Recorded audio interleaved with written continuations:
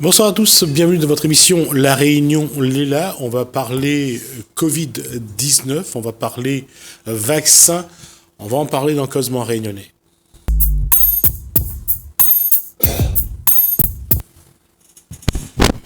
Alors pour en parler, et on va en parler avec, pour parler surtout de ce qui se passe à l'île Maurice, Krishna Sao, bonsoir. Bonsoir monsieur. Alors la question c'est quel est un petit peu j'allais dire, le climat du côté de l'île Maurice?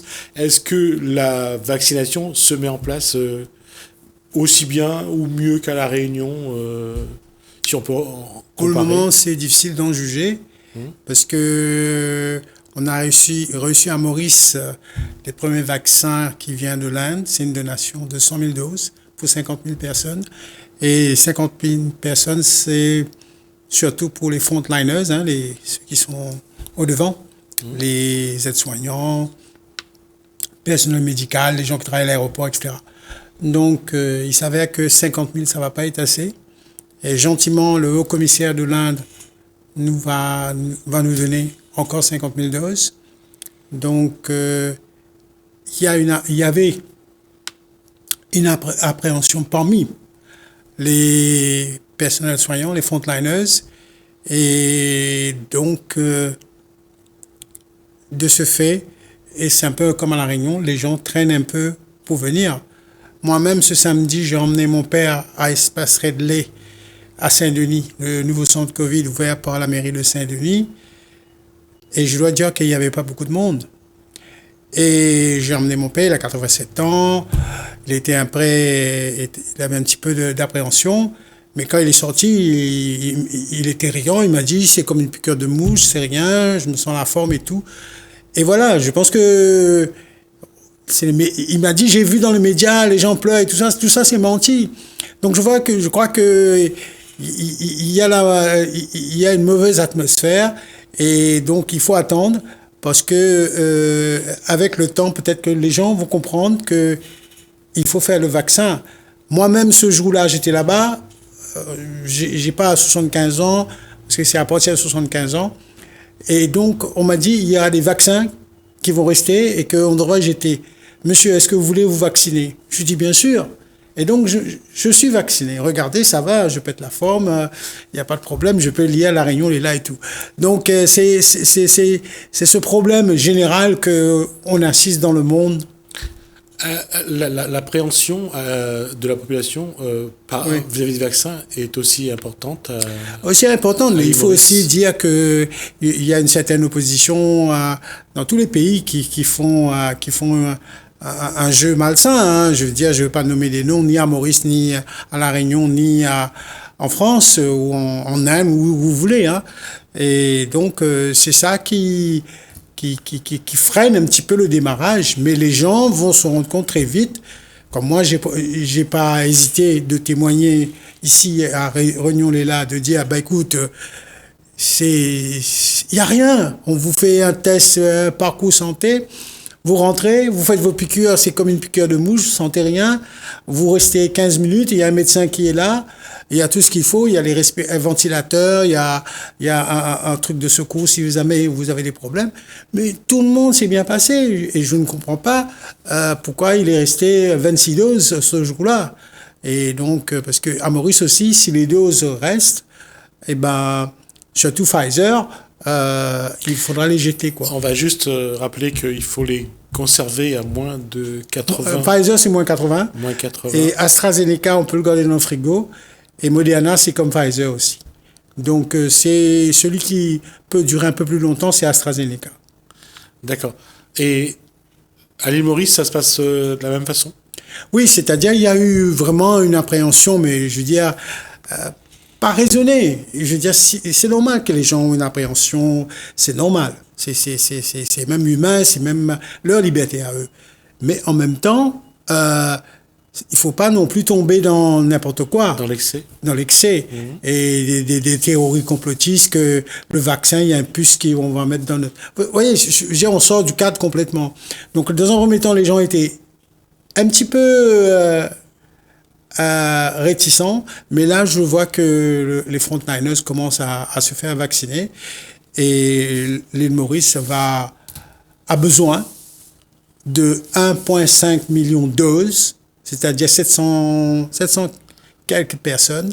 Ça représente 65% de la population, afin qu'on ait une immunisation collective.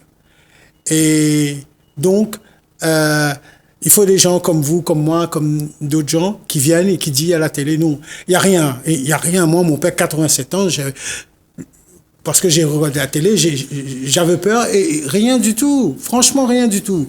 L'aiguille est longue, c'est vrai, mais c'est fine. Vous sentez rien. Tout ce truc-là, espèce de psychose qu'on fait.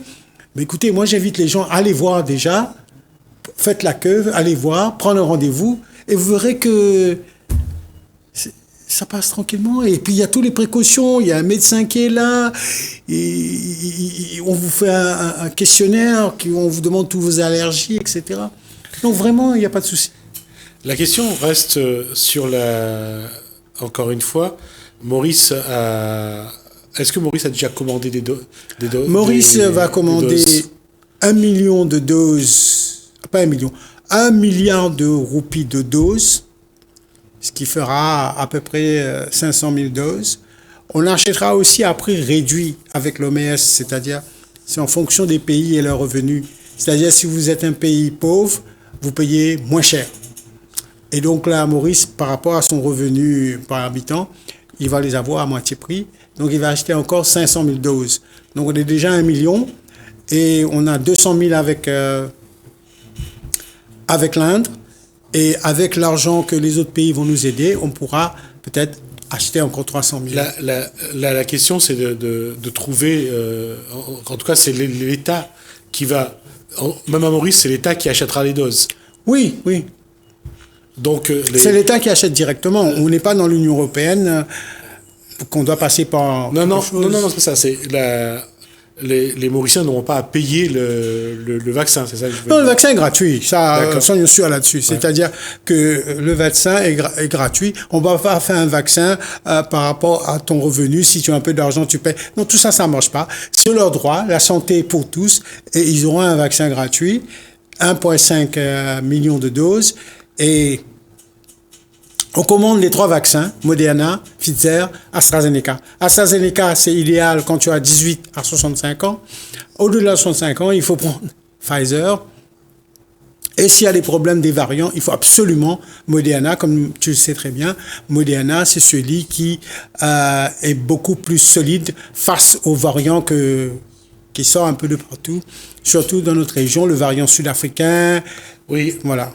Et est-ce que, justement, le variant sud-africain, aujourd'hui, est-ce que c'est apparu à Maurice ou pas? Non.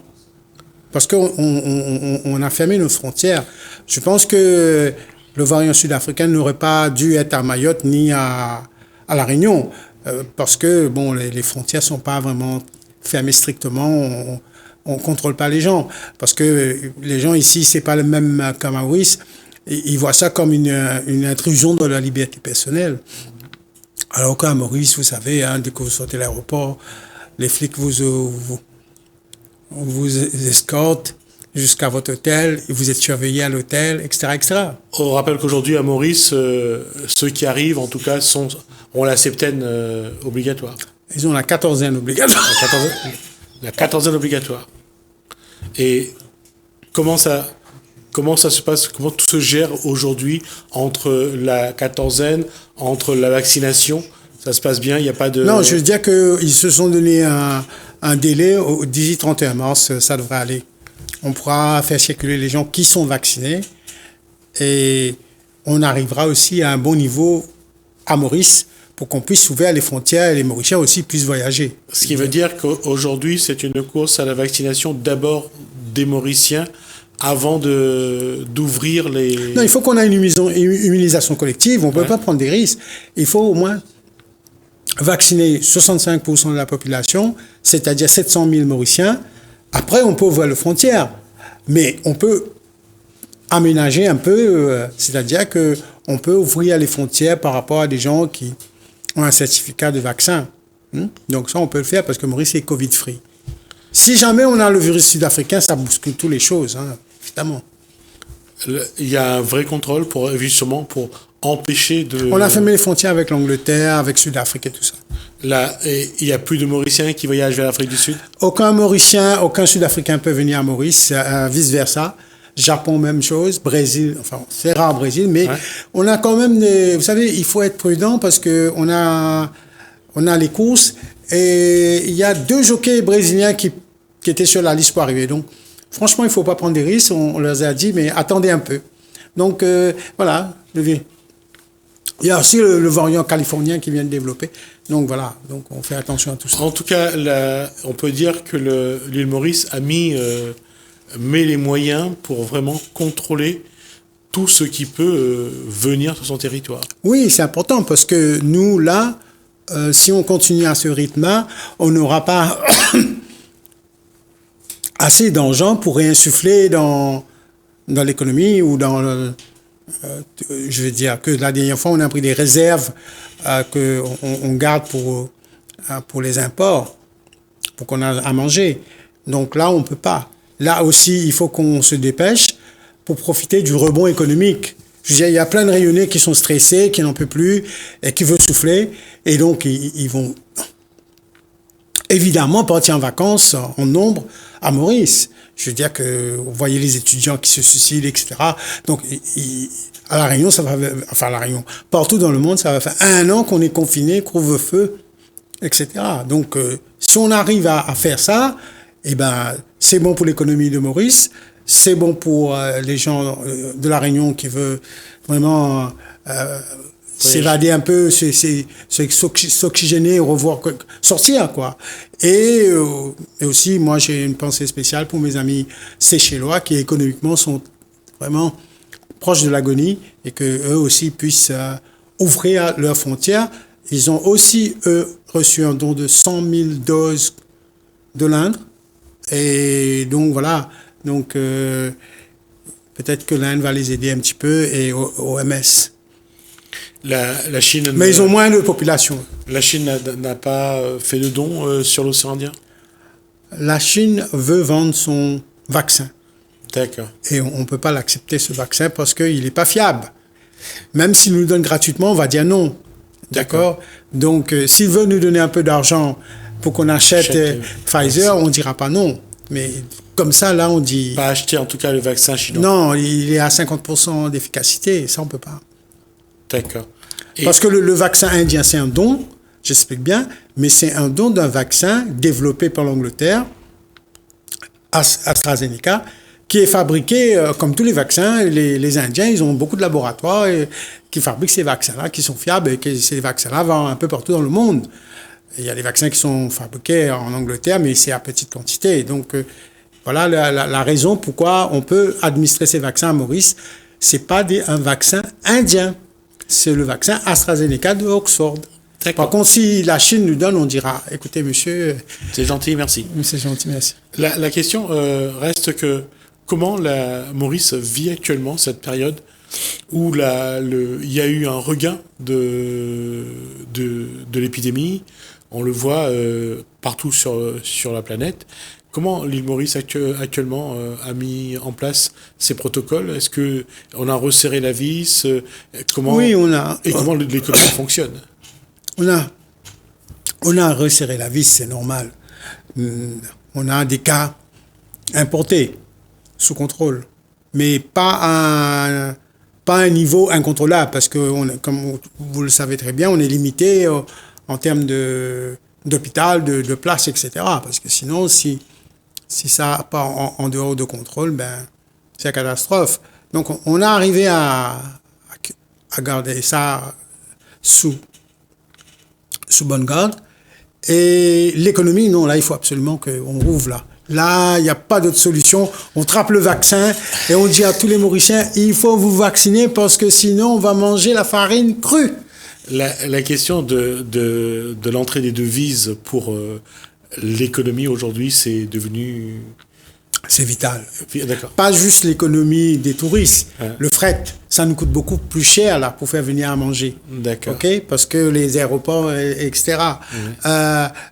L'export, l'import.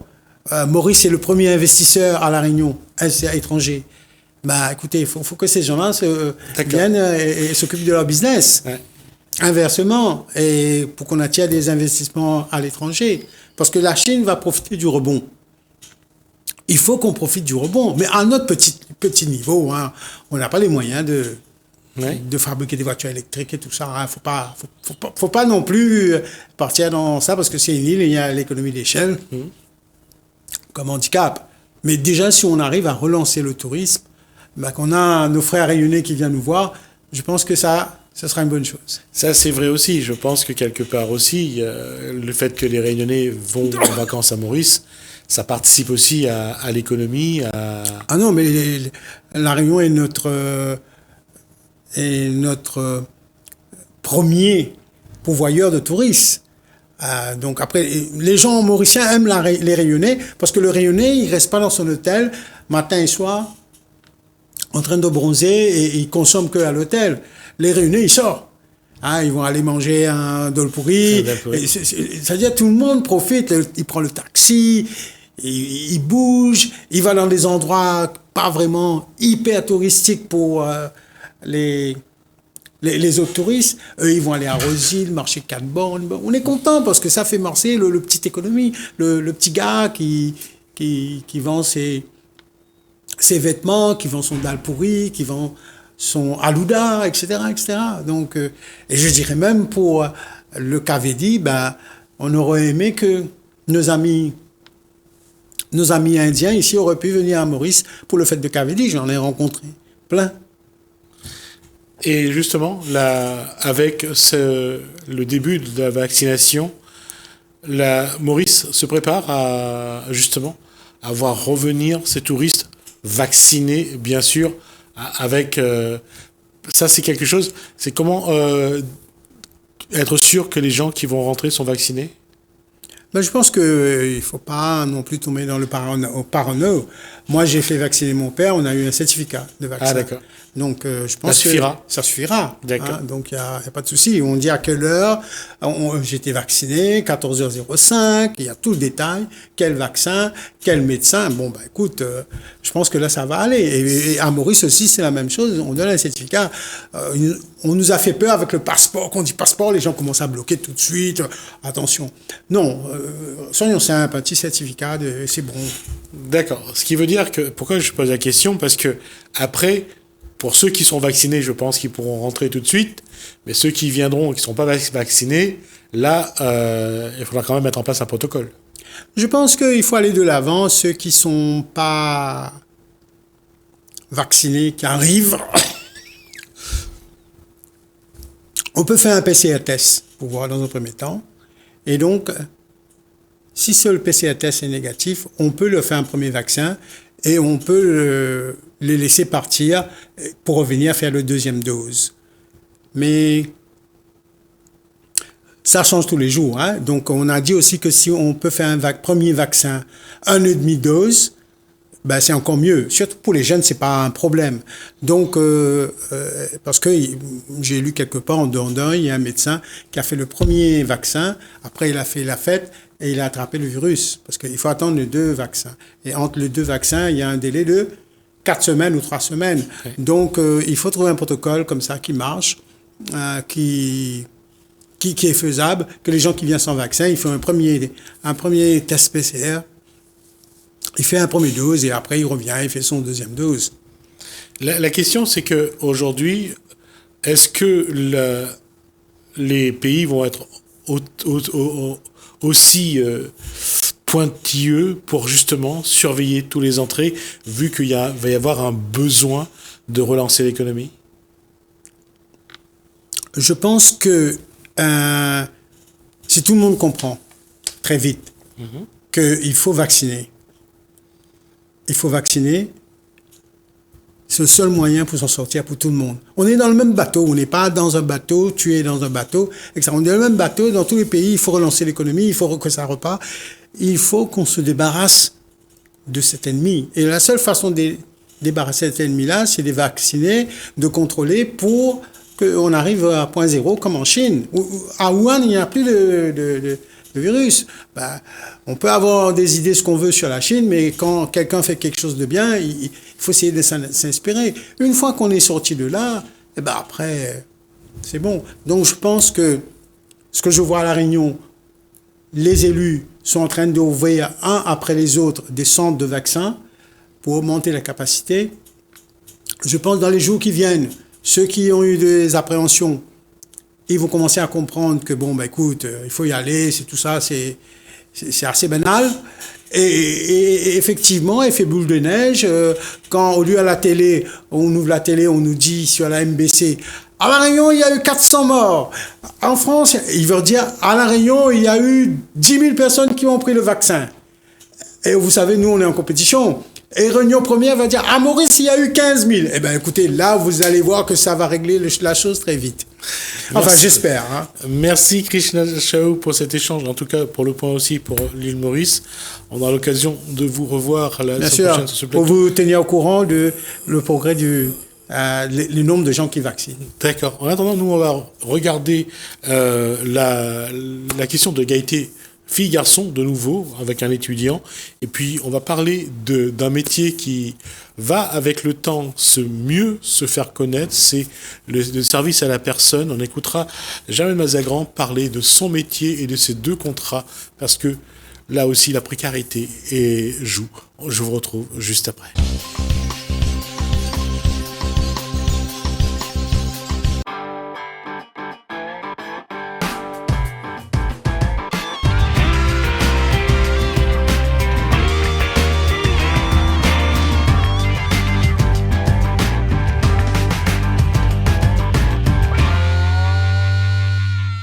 Quand vous parlez d'engagement citoyen, qu'est-ce que vous voulez dire ?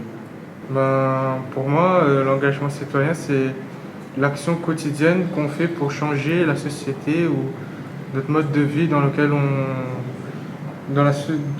est. C'est-à-dire que voilà, pour moi, c'est important pour chaque jeune d'aujourd'hui dans les défis importants qu'on doit faire face, d'être engagé citoyennement et voilà. La question est toujours la même pour un jeune ou pour une jeune, c'est de savoir qu'est-ce qu'il peut faire parce qu'il est jeune, parce qu'il n'a pas de moyens, comment il peut s'engager vraiment. Il peut s'engager réellement, c'est-à-dire au lycée par exemple, au lycée Saint-Paul IV, comme mes prédécesseurs sont passés avant moi, on est engagé au sein dans un comité, c'est-à-dire on est élu au sein de son lycée. On est élu, il y a des élus du CVL, des élus de la MTL, des délégués, et on est tous élus et on peut commencer petit à petit à changer et à agir citoyennement au sein de son propre lycée. À votre époque, au lycée et aujourd'hui en tant qu'étudiant, comment vous vous engagez de manière citoyenne ? Je continue de m'engager au sein des associations auxquelles je suis adhéré. C'est-à-dire que je mène des projets, c'est plus des associations sportives, mais au moins j'essaie d'aider les plus jeunes de... Quels sont ces projets ? Des projets écologiques, des projets sociaux, des projets éducatifs. Parce que voilà, je suis comment dire ça ? Je suis un adhérent dans une association dans un quartier populaire. Donc il est important il y a l'école, mais il y a aussi les associations, les activités autres, et de les remettre au sein de ces enjeux. Quelles sont les actions que vous menez au sein de cette association populaire ? On mène des projets éducatifs, c'est-à-dire les aides aux devoirs, parce que pas forcément les parents ont les capacités d'aider ou ils n'ont pas forcément le temps. Donc nous, on les aide à pouvoir faire leurs devoirs, s'ils ont besoin d'aide, on les aide. Des projets sociaux, c'est-à-dire qu'on les emmène découvrir l'île parce que pas forcément tous les jeunes ont cette opportunité de pouvoir découvrir notre belle île. Donc pour moi, c'est important. Comment le jeune que vous êtes et vos copines et vos copains peuvent encore plus s'engager aujourd'hui ? Est-ce que c'est nécessaire ou est-ce qu'aujourd'hui, il y a aussi la nécessité de vous dire que c'est bien de commencer à apprendre, prendre des responsabilités ? il faut prendre ses responsabilités parce que les jeunes, il faut prendre les responsabilités, mais pas dans la rue, dans n'importe quoi, mais les prendre au sein des associations, des comités, et de faire bouger les choses, de faire avancer. Parce qu'on vit des choses très difficiles actuellement, et donc je pense que la jeunesse d'aujourd'hui peut aider à faire avancer le monde de demain.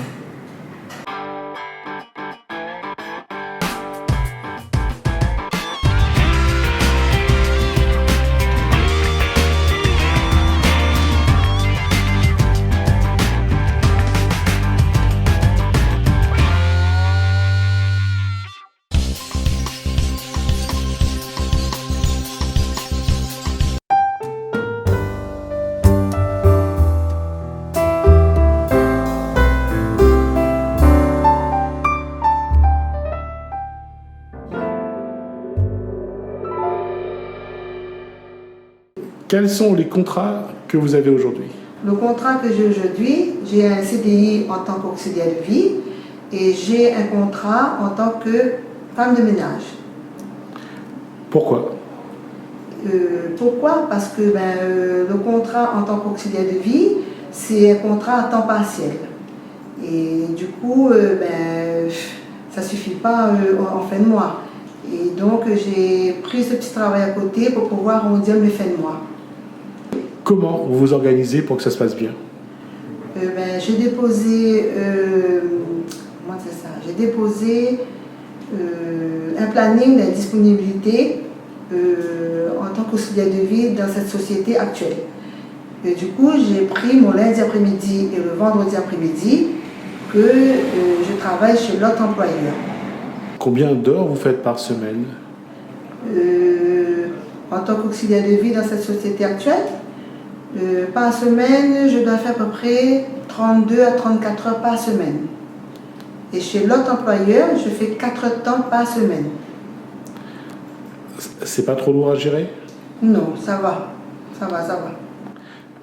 Est-ce que vous arrivez à bien gérer le temps et à garder la bonne énergie justement pour être performante dans les deux travaux, dans les deux métiers? D'accord. Oui, il n'y a pas de souci. Vu que dans l'auxiliaire de vie, c'est quand même, j'effectue, comme le lundi, j'effectue 2 bénéficiaires dans la matinée. Et après, j'ai mes 4 temps dans l'après-midi chez l'autre employeur. Et ainsi que vendredi. Donc du coup, le planning il est quand même assez léger ces 2 jours-là. Donc ça va, j'arrive à gérer. Comment vous arrangez pour avoir une vie sereine, si on peut dire? Pour avoir une vie sereine, j'évacue quand ça arrive le week-end, le samedi, ou j'ai failli quand je ne travaille pas, vu qu'on est amené à travailler ces jours-là aussi. Et du coup, je vais faire une petite marche dans la forêt, au bord de la rivière, pour évacuer la tête. Travailler le jour férié ou le dimanche? Oui. Comment ça se passe? Le dimanche, chez un bénéficiaire, c'est quand même assez exceptionnel. Ce monsieur-là, il est porteur de handicap, il est dans un fauteuil roulant, qu'il ne peut pas être de l'extérieur de sa maison, mais il reste à l'intérieur tous les jours. Et du coup, le dimanche matin, le dimanche, je dirais, j'interviens 3 fois dans la journée. Du coup, j'y vais le matin pour lui donner son petit déjeuner. Bien sûr, quand j'arrive, un petit moment de détente, je lui dis bonjour, comment ça va? Est-ce que ça s'est bien passé la nuit? Samedi, est-ce qu'il y a eu de la visite? Juste pour détendre un petit peu. Ensuite, je lui demande combien de tartines il veut. À ce moment-là, je prépare son tartine, son café, et puis je l'invite à table. Ensuite, je vais dans sa chambre pour ouvrir, pour aérer sa maison. Et une fois qu'il a fini, je relave tout et je lui dis à tout à l'heure à 11h. Et à 11h, comme ce monsieur-là, il est placé sur tutrice, et du coup, le dimanche, le CCAS n'apporte pas de repas pour lui. Du coup, on va dans un petit snack bar. Je vais chercher son repas, une barquette pour le midi, une barquette pour le soir. Et à ce moment-là, après je prépare son assiette. Je lui ai dit, ben, il vient à table, il mange, et après on refait la vaisselle. À ce moment-là, je m'assois un petit peu avec lui en attendant l'heure, parce qu'on a une heure de temps matin, une heure de temps 11h et une heure de temps le soir. Donc une fois qu'il a fini de manger, je m'assois un petit peu avec lui, on discute, et après je lui dis, ben, bon après-midi, et on se retrouve ce soir. Vers 17h, je retourne. Là, je demande comment ça s'est passé son après-midi, est-ce qu'il a eu de la visite, est-ce que la famille est passée. Et ensuite, à 17h, je commence à préparer son repas. Et il vient à table, il mange. Vers 17h20, 17h25, il a fini. Je m'assois un petit peu avec lui, on discute, on parle un petit peu de son vécu, pour faire travailler un petit peu sa mémoire, pour stimuler un petit peu sa mémoire et tout ça. Et après, une fois à 18h, je le mets au lit, je fais le transfert, et ben, je lui dis bonne nuit, je lui dis à demain, et je ferme sa maison, et voilà quoi. Ce genre de travail que vous faites, comment vous le vivez? Ben, je le vis bien parce que je prends ça comme une mission que Dieu m'a confiée pour rendre ces gens-là heureux. Et du coup, du moment qu'ils sont heureux, je suis heureuse aussi. Alors du coup, je fais mon travail avec plaisir, avec joie, apporter un bien-être à toutes ces personnes qui sont fragiles, ces personnes qui sont dépendantes. Et c'est un travail merveilleux. Franchement, c'est un travail merveilleux. Bientôt, ça va faire 30 ans que je fais ce travail. Donc, j'aime bien mon travail.